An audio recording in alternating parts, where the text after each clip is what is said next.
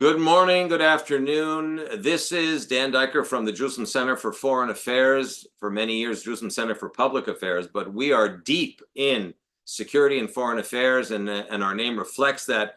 We're at a critical moment as we await at the Jerusalem Center for Foreign Affairs Wartime Diplomacy Center, we await a possible direct attack from Iran and its proxy terror forces, Hezbollah in the north. This is day 304 of the war against the Iranian regime proxy Hamas in the south. And we're also awaiting a possible infiltration or rocket or missile attack from the Iranian-backed Houthis in Yemen, as well as Iraqi special forces under the command and control of the Iranian regime, not to mention Syrian operatives also working in tandem or at the behest of the Iranian regime. This is a multi-front war that Israel faces right now, and there are many open questions that we need to discuss. There is really nobody better, in our view, to discuss this than our very own Brigadier General Yossi Kuperwasser, who was the longtime head of intelligence assessment at IDF Intelligence. He was the Director General of the Ministry for Strategic Affairs, a longtime teacher of ours, friend and colleague. Cooper, thank you very much for spending this time with us as we are in perhaps just hours away from some sort of conflagration with the Iranian regime. This all started, we should say, 45 years ago, when upon his return, Grand Ayatollah Khomeini said, "Death to America and death to Israel." And as we remember, General Kuperwasser, it was 53 American hostages kidnapped and held for 444 days until President Ronald Reagan entered office on January 20th, 1981. Those hostages were released. Here we have once again a situation of more than some 115 Israeli hostages held by the Iranian regime's proxy Hamas in Gaza, as the Iranian regime's Hezbollah proxy in the north is threatening a massive invasion of rockets and laser-guided missiles. This is almost a Kafka-esque situation, General Kuperwasser, of sort of Israel just waiting to be attacked. How do you understand the situation that we're in right now opposite Iran? Well, first of all, it's great to see you back in Israel, Dan. Thank you. Healthy and energetic as always. It's wonderful. Yeah, it's great to be with you on this program. I think that what we're seeing, well, you can start 45 years ago, but I think where we have to start is 7th of October. 7th of October attack by Hamas was responded by Israel by ground offensive in Gaza, and by a promise to take care of the leadership of the Hamas organization, terrorist organization Hamas, including the leaders inside Gaza and outside Gaza. And what we are seeing recently is that many of these people, these leaders, are being hit by Israel. First amongst them is Mohammed Deif, the leader of the military wing of Hamas in Gaza. But with him, Marwan Issa and many others, probably Ruki Mushtaha. These are all names that not every one of them tells anybody anything of importance, because they are not famous. But they fulfill key positions in Hamas in Gaza, and they're all been targeted and eliminated by Israel. And also Salah Harouri, the number 2 in the international Hamas organization, was hit in Beirut, if you remember, in January this year. And now Ismail Hania lost his life in a mysterious explosion in Tehran. And the Iranians, who stood behind the Hamas all the way, praised their 7th of October attack, supported them with everything they could before 7th of October and after 7th of October, and organized the orchestrated support to Hamas by the proxies, be it Hezbollah, be it the Houthis, be it the Iraqi Shiite militias, or all kinds of groups operating from Syria. and trying to escalate the terror campaign from the Judea and Samaria territories by smuggling arms and money to the terrorists over there. These Iranians now say that they are unhappy and feel that they have to restore their honor and self-respect by carrying out some attack against Israel just because Ismail Haniyeh was killed while he was in their custody and under their hospitality. And this is something that is really strange, and that's why everybody says that this is unacceptable. And that's why we are able to await, as you say, this attack with the support of the United States, Great Britain, and some other parties, including local parties. I think Jordan is also on this same page. And we are waiting for the Iranians to do their trick. Nobody knows what they're going to do. We were in a similar situation several months ago in mid-April, when they decided to launch 350 projectiles towards Israel, following the killing of one of their key figures in Syria that was responsible for supporting all these terror groups on behalf of the Iranian Quds forces. And that was something that led them to launch 350 projectiles. I don't know what is the price of Haniyeh in their mind.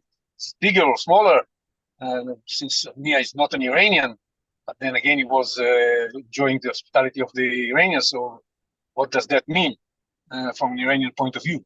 You know, anyhow, if I could just jump in, just to jump in on this point that you're making here. What is extraordinary that perhaps many of our American friends are unaware of is that the radical Shiite regime in Tehran has made these, there's been a 1,500-year war between the Sunni and the Shia here in the Middle East. And we know that Haniyeh and his backers in Syria, his Sunni backers in Syria, were as much an enemy of the Shia, of the radical Shiite regime as as the Iranian regime had for Israel. And here comes Haniyeh, the head of the former, what they call president of the Gaza regime, or the Hamas in Gaza, now the head of the external political desk, and he is an esteemed guest. And what seems to be rather extraordinary in this reality is that there is a huge gap between how the United States understands where we all are, and I mean Israel and the United States and the Western Alliance opposite Tehran, and what Israel understands it needs to do in order to protect itself. Here, Israel, within a matter of hours, eliminated two major terrorist leaders, Ismail Haniyeh of the Hamas, and of course, Fuad Shukr of the Hezbollah. And this created a shift in the balance of terror, or certainly the balance of what they call cognitive terror or psychological warfare, and put Israel in the driver's seat of the narrative as opposed to being in the back seat of the narrative. The United States, on the other hand, wants quiet. They don't want to see Israel, what they perceive as upgrading or provoking or in some way what they call escalating the situation in the Middle East. But you can argue that the killing for whoever did it of Haniyeh and Shukr and Aruri and all the people that you mentioned in the Hamas and in the Hezbollah would possibly de-escalate the situation, because it frightens the Iranians to death. It frightens the Hezbollah. They don't know who's next on line to be eliminated. And perhaps, it could create motivation for them to do a better deal with Israel and Hamas, and to be very careful about how the Hezbollah wants to handle Israel, because they know that Israel can strike anyone, anywhere, at the time of choosing. Well, I agree with some of what you're saying. There are some points that I want to clarify. Okay. First of all, the relationship between Iran and Hamas have been most of the time good relationship, because they cooperate on one thing that they share together, which is the hate for Israel and their commitment to make Israel disappear from the map of the world. That's what keeps them together, even though one of them is a Shiite entity, namely Iran, and the other is the Sunni entity, namely Hamas, who is a part of the Muslim Brotherhood, which is a group that the Iranians don't like very much. It's a radical Islamic Sunni organization. But it's more important for the Iranians to support everybody who is against Israel than to fight over the question of Shia and Sunni. And that's why they host Hamas, they support Hamas. There was a time when Hamas was involved in the confrontation with President Assad in regime in Syria. That was a time when the relationship with Hamas and Iran were tense. But now this is over and they cooperate. And we saw that on 7th of October. That was a very good manifestation of the good relationships between them. That's one thing. The other thing is that we have to make a more inside analysis of what does it mean that. Just one more point. You said that Israel eliminated the Shukr and the Haniya. Israel eliminated Shukr. Nobody knows who eliminated Haniya. Israel at least didn't take responsibility for that. Allegedly, intentionally, in order to allow the Iranians to use this deniability in order to refrain from responding in a harsh manner. So if the Iranians are going to respond against Israel because of what happened to Haniya, it's if they know what happened, but actually they don't know what happened, that they are mostly worried about the cooperation of some people inside the Iran with whoever killed Ismail Haniyeh. So it's more complicated. But anyhow, suppose for the sake of the argument that Israel was involved in killing Ismail Haniyeh, I think the immediate response of the Iranians and of Hamas and of Hezbollah would be to try and save their pride. That's the most important thing here, because otherwise, they have an ego all over their face. How can something like that can happen? While he's in Tehran as an official guest and enjoys the hospitality of spending the night in a very well protected, guarded facility of the IRGC, how can something like that happen? They feel very frustrated and humiliated. So they have to somehow, and that's what they're planning to do. They say we have to do something. We don't want to escalate, but we have to do something because otherwise we are going to be left humiliated. And humiliation is something they cannot live with. So that's where we stand. And the problem of the Iranians right now is that they cannot fail in their reaction, their response. They cannot fail. If you look at what happened in mid-April, they failed. But just doing something was important enough for them, and they were happy that they were able to show the world that they can launch 350 projectiles towards Israel. This is a show of commitment to avenge the killing of Zahedi. And they did their best, and even if they were not successful, but it's all right. But you cannot fail again. If you are going to carry out another attack, and again, all your projectiles are going to be intercepted or brought down or fail to reach the target, it's the impact of something like that on the way people in Iran look at the regime is going to be devastating. That's why the Iranians cannot afford another failure. So they have to come up with something more interesting, to come up with a new idea about what they're going to do. I don't know what tricks they have in their arsenal, but they have to use those tricks. This can be an attack on an Israeli embassy somewhere. This can be cyber attack. This can be more missiles and drones and cruise missiles in order to saturate the Israeli defense system and make sure that some of the missiles reach their target. There are all kinds of ideas that they can, of course, they're going to use to try to hit different targets than those they tried in the April attempt. And we have to expect all kinds of new ideas coming from the Iranians. I hope the people in Israel who are preparing themselves to fight against it and to intercept and foil the attempt, thought of all the options, and they have good enough information about what options has been chosen by the Iranians. Because this is a very challenging situation for Israel. one of the things Israel is trying to do is to tell the Iranians, listen, if you're going to be successful, if you're going to do something really big, our response is going to be very painful for you, and you know how vulnerable you are, because we have already shown you on April 19th, response for the April 14th attack, that we can penetrate your defenses and hit sensitive targets in your ground, and that's something that you have to keep in mind. More than that, we did. If you believe that we did the killing of Hania, we can do the same to other targets. And if we did it, I think we knew that they are going to retaliate, so we have to plan in advance the retaliation to the retaliation, and at least one step forward. So it's something that the Iranians have to take into account, and it's a very complicated situation for the Iranians.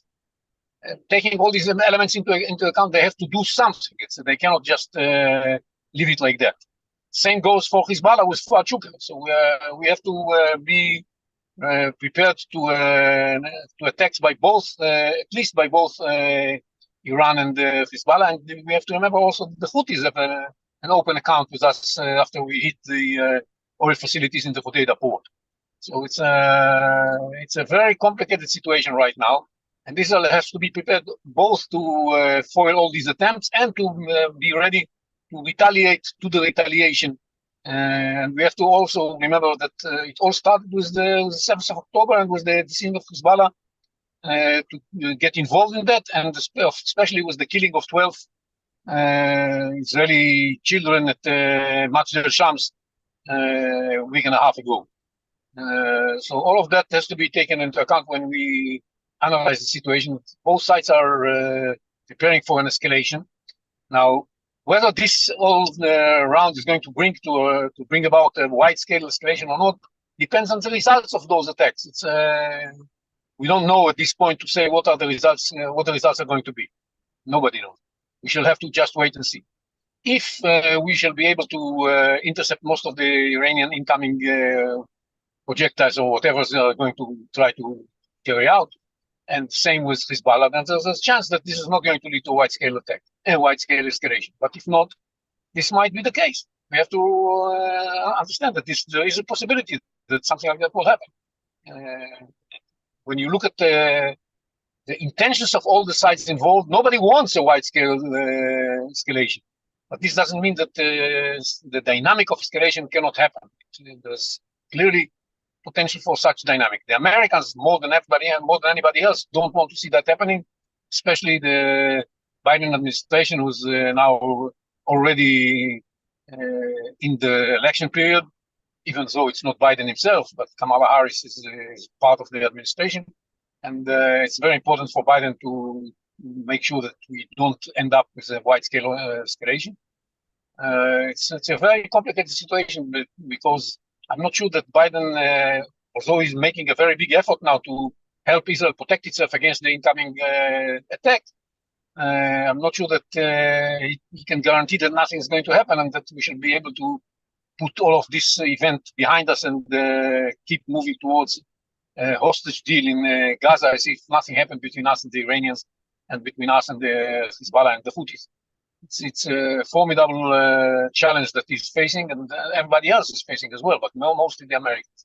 How confident are you? How confident are you that the United States and Israel can coordinate a defense or maybe coordinate an offense, as we see an unprecedented number of U.S. battleships and other assets being moved into the area, including 3 aircraft carriers? We have not seen this show of American military force, including a number of thousands of Marines that it's reported are prepared for some ground operation. But to what extent is this an empty show of force, or do you believe? How confident are you that this really could be an American-Israeli integrated operation if things get out of hand? Well, it depends. I think, first of all, as far as defense and protecting Israel is concerned, the Americans have brought a very big force here, and they are committed to help Israel protect itself against the Iranian and Hezbollah and the Houthi attack. That's, in my mind, going to be a very big effort. Whether you're going to be successful with the same level of success that we enjoyed in mid-April, it's hard to say because nobody knows exactly what the Iranians are planning to do and to what extent the defenses are there are sufficient. I think that the fact that we have been practicing together this kind of scenario for so many years, and that now we are operating together under CENTCOM, Central Command of the American military, it's something that is very important in promoting our chances to be successful. So I think that we have a good chance to be successful, but nobody can guarantee that nothing is going to penetrate through the defense line. When it comes to the offense that may follow, and that, again, first of all, it depends on the results.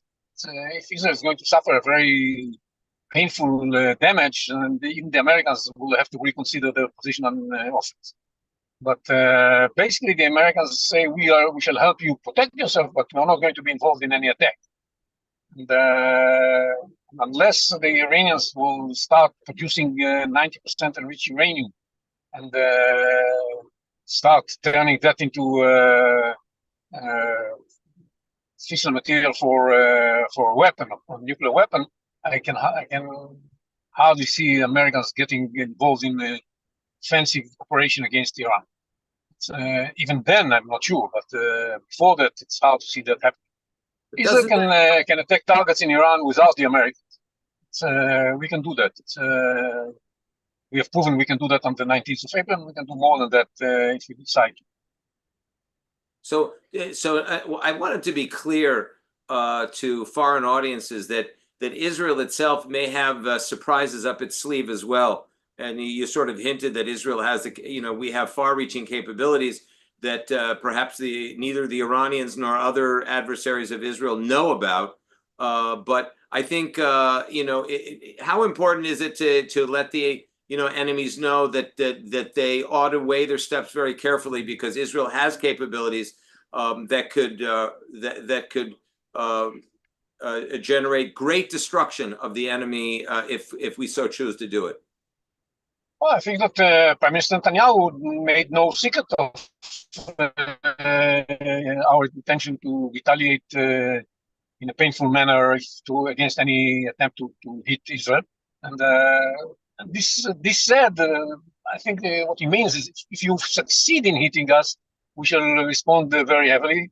If you just attack us, we shall respond, but probably less heavily than if you succeed. That has to be kept in mind. But Israel definitely has the capability. We have proven it not only on April 19th, but also in the attack against the oil facilities in Hodeidah. Hodeidah is farther away from Israel than Iran, and we have proven that we have capability to reach everywhere, and that is the message repeated by Israel. We can reach faraway targets. The chief of staff has said it yesterday again, and Israelis don't keep it as a secret, and warn the Iranians and the Hezbollah that we can get everywhere we want to get if we feel that this is necessary for our defense and our security. That is clear. Now, there's another issue I think that is worth looking at. There's a connection between that and what's happening in Gaza.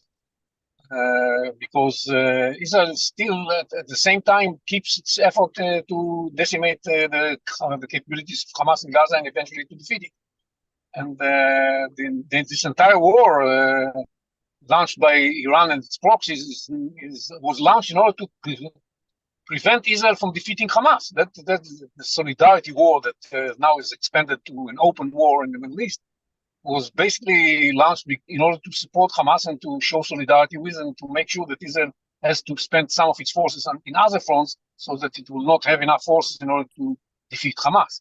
And what Israel is saying quite clearly, listen, all these efforts are not going to stop us from fighting against Hamas. And first of all, because Hamas was the organization that launched the 7th of October attack, and we have to finish this issue with Hamas. Secondly, because we know that if we don't do that, we shall have another 7th of October. We just exposed the huge tunnel underneath the Philadelphia corridor, 3 meters high, that is a clear sign that what we can expect if we don't finish the job in Gaza, especially if we leave the Philadelphia corridor. And that's very important. Now, we do want, in the meanwhile, to release the hostages, of course. We are ready to stop for a while in order to release the hostages that are still alive. But we are not going to give up on the ultimate goal of defeating Hamas. We insist on being able to resume the military activities once the ceasefire is over. And that's something that's going to be discussed we see the pressures put on Israel in order to, because what we disagree with the Americans is not about whether we should stand together against Iran. What we disagree with the Americans is that Americans believe that the most important thing is to ease the pressure on the Palestinian population in Gaza. We say the most important issue is to release the hostages and get Hamas removed from power in Gaza. That's what we think should happen. That's the main disagreement between us and the Americans at this point. Of course, we would expect the Americans, following the Iranian threat, to also threaten Iran with all kinds of steps, and maybe even take steps against Iran, which unfortunately were not taken until now. More sanctions, convincing the European countries that are still committed to the JCPOA to snap back their sanctions, and other means that the Americans could take in order to convince the Iranians that the best thing for them is to avoid and refrain from attacking Israel. But unfortunately, this has not been done so far. But this is the lower level of disagreements between us and the Americans. The number one disagreement is regarding the Gaza situation. But the disagreement also surrounds the operationalization of the kidnapped victims. At present, the Hamas keeps changing the conditions, and the return of hostages. We're only talking about a small number of hostages. We're not talking about all of the hostages, even those that are alive, which we estimate to be somewhere between a third and a half of those Israelis being kept kidnapped and held in Hamas-controlled Gaza. So, the calculation is of a very high price from an Israeli point of view, because the original, or the deal on the table, is the return of a small number of hostages. It seems the prime minister and those around him are confident that there may not be a second stage to these negotiations. So prime minister is trying to release as many hostages in the first stage as possible, and the Hamas, of course, sees the hostages as its own bulletproof vest, if you will, to guarantee their survival, especially Yahya Sinwar, who has buried himself deep inside the tunnels, most probably with hostages around him. Yes, first of all, the deal is about all the hostages, but the problem is that stage one, which is going to be materialized, and the stage two that may be materialized, is not finalized before we start implementing the deal. So it's not clear whether it's going to be implemented or not. So that's one of the biggest problems with this deal. That's why, as you said, we are trying to move as many hostages to stage one, especially those who are alive, so that they will come here, and we should be able to hug them and leave only a few in Hamas custody for the future. That's clear. One of the major questions that is again disputed is whether this elimination of Hania was beneficial for promoting the hostages deal or not. I think that in the short term, it might have some negative impact, because Hamas has to show that they are furious, and they are not going to let anybody think that they ignore the killing of Hania without doing something in response. And so that slowing down the negotiations is one way of sending the message that we are angry. But in the medium term, I think that without Hania and without Dave, even more so, the feeling of the leadership of Hamas in Gaza should be that who knows how close are they to Sinwar? those Israelis. And maybe it's better to expedite the negotiations and take what we can and save our souls before it's too late. And definitely Israel is working day in, day out in order to collect and gather the information necessary in order to eliminate Sinwar as well. So I don't know where we stand on that, but we did surprise them with the fact that we were able to reach death. And if we managed to do what people think we did to Hania, this is another surprise. So there's reason to believe that Israel is making progress with collecting the information necessary in order to more eliminations of leaders like Sinwar and others. That's why I think that in the medium term, the elimination of Hania, that in their mind was done by Israel, can help getting a deal for the release of the hostages. Yeah, that brings us to a larger point. If we rise up from, let's say, 10,000 feet to 50,000 feet to look at Hamas as one arena of the Iranian strategic landscape, this is a major disagreement between the United States and Israel, where the United States is differentiating, or they're certainly compartmentalizing the Hamas-Israel war in Gaza with calls for cessation of hostilities, with calls for, the execution of a deal almost at any price, with the calls for a two-state solution, what they call a two-state solution, or the establishment of a Palestinian state, all of which does not really comport or fit with the Israeli consensus right now, certainly not a Palestinian state. And it raises the question as to whether, to what degree Israel has been successful in communicating that Gaza is only one front in a multi-front war, which currently has Gaza, Hezbollah in Lebanon, Syria, the Houthis in Yemen, Iraq, and in Judea and Samaria, you have Iranian cells. And that seems to be a major point of contention between these two allies and friends, that this is an Iranian strategy that they've been pursuing for 45 years, and somehow they have gotten much closer to operationalizing that strategy on the ground, where the United States is sort of differentiating between the Iranian threat, which they see primarily, let's say, as a nuclear threat, even though the Iranians trying to convince them that it's a territorial threat as well.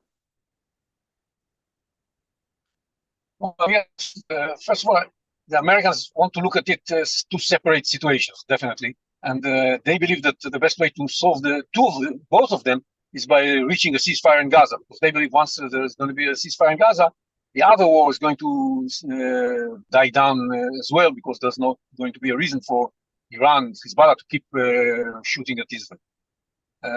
That's their logic, supported by Hezbollah's repeated commitment to stop the war if there's going to be a ceasefire in Gaza.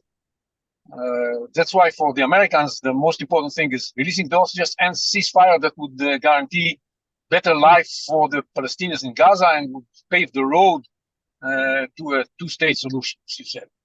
And the Israeli victory of over Hamas is only number 5 or 6 on the order of priorities of the American administration.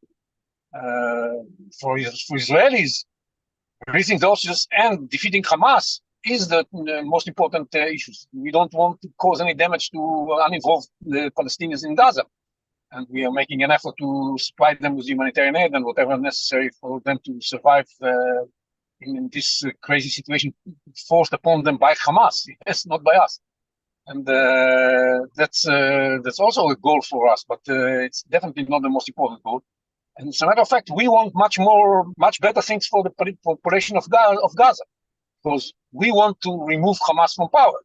That would be a major breakthrough for people of Gaza, people living in Gaza. What the Americans say, yes, we want to replace Hamas, but for the time being, let's keep Hamas in power in Gaza. What do they think, that Hamas will volunteer to give up Gaza? Really, they can reach some agreements with the PA that was going to be like the Lebanese government in charge of collecting garbage, while Hamas will remain the military power and the real sovereign of Gaza. That's the deal that Hamas is trying to promote, and the Americans are ready to accept. And that's a major disagreement regarding Gaza between us and them. We also think that we have an opportunity to take a more in-depth treatment of the Iranian threat. For the Americans, this is not the issue. They don't want to take advantage of the situation or to charge Iran with a heavy price. What they want is quiet. We've been in this game too. We also wanted quiet for many years until October 7th. We thought that buying quiet is the most important thing, and we had this wrong attitude exploding in our faces. So it's we understand that doing everything just in order to have quiet and appeasing your enemies just to have quiet is the wrong attitude. But the Americans, they didn't suffer October 7th directly. When they suffered something similar in September 11th, 9/11, that they responded very much like we did. They said, well, enough is enough. Let me remind you that years before 9/11, they had a similar policy. When the American embassies were exploding in Africa, they did not do what they did after 9/11. When an American ship was hit near the shores of Yemen, they did not respond the way they did on 9/11. Just because they made something local, just we did after any attempt of Hamas to hit us beforehand, and they wanted to buy quiet for an additional period of time. But on 9/11, they realized, okay, that was a mistake. We need to do something bigger. And the war against terror, the war on terror, ended up with the death of bin Laden several years later. And we have to learn the lessons of both cases. That it's a wrong attitude. There's a heavy price to pay for just showing the readiness to pay anything in order to gain a little bit more quiet for a couple of months or a couple of years. Absolutely. There's a big difference between us and the Americans at this point. And to point out also on your point, General Kuperwasser, the number of civilians that the Americans ended up being killed in Afghanistan, in Iraq, and in American operations in Syria and in Yemen come out to hundreds of thousands. And you know, between those four countries, which is the post 9/11 battlefield. And I think it's important to bring up this context because, you know, as, you know, the head of urban warfare, John Spencer, said, Israel has the number of innocent civilians in Gaza that have been killed is most probably the lowest in the history of modern guerrilla and urban warfare. And it's important that that be told because there's so much propaganda running around the United States about Israel's targeting, God forbid, or ended up killing civilians. The American forces killed, you know, a force multiplier of tens, if not hundreds, of civilians following 9/11. And here you have a situation in which Israel is negotiating with Hamas. And I asked a major television personality here, what would it be like if the Al Qaeda right after 9/11, offered the United States to negotiate potential hostages that it took from 9/11 under that scenario. And, you know, that sparked a type of discussion because nobody really understands what it is to negotiate opposite the Al Qaeda of Gaza or the ISIS of Gaza, which is the situation that Israel is in right now. Definitely. And I put aside this competition of who is a better army and who kills less civilians. This is not the issue. The issue is that if we, you know, I wrote a paper on June 2023 calling for disarming Gaza. And my point was at the time, it was 4 months before the attack. My point at the time was that, yes, we don't have legitimacy neither domestically and internationally for doing that. We are going to pay a heavy price if we are going to do that. Soldiers are going to be killed, and it's going to be messy.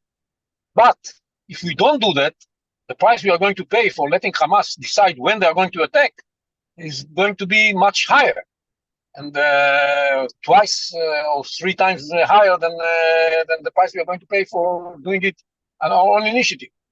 Now, this is the lesson that should be learned. It's certain points, not always. It's each case should be analyzed for itself, but there are cases in which you have to take the initiative, and especially in a situation like now, the ones that we have now, when we have an opportunity here, because it's clear that what needs to be done is to respond to an attack on us. We are being attacked.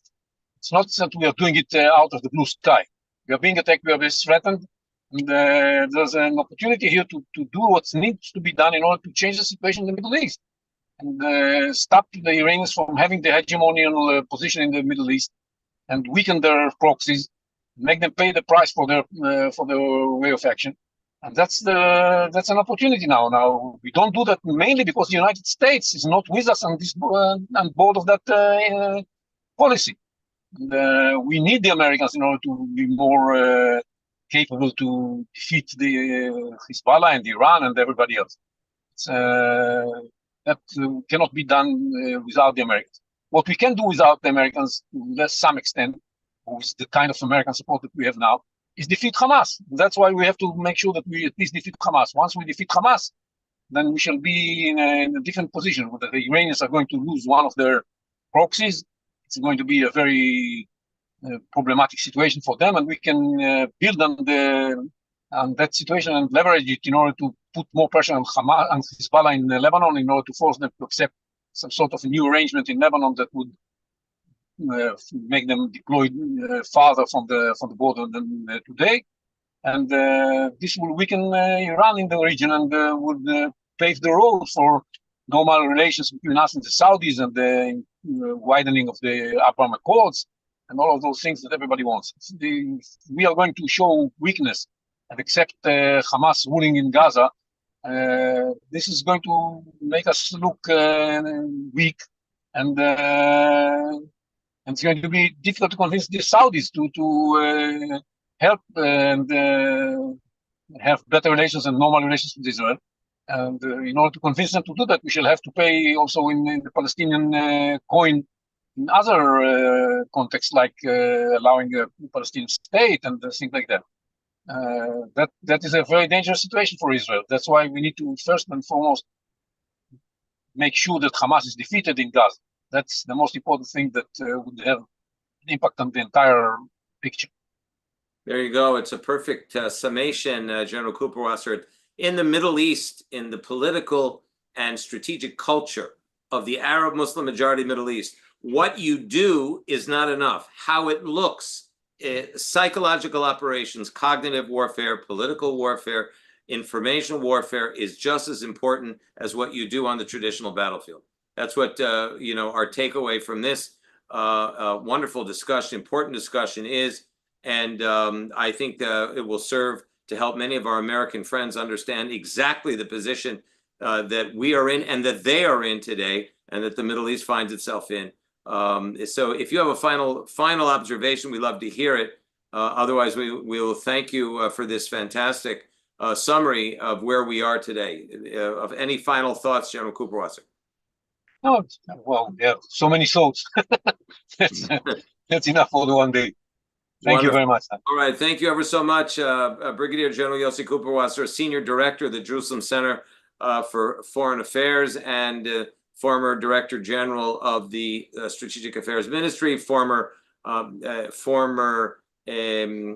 head of intelligence assessment at IDF Intelligence. Thanks very much for joining us. We look forward to seeing you here very, very soon, if not only on Zoom.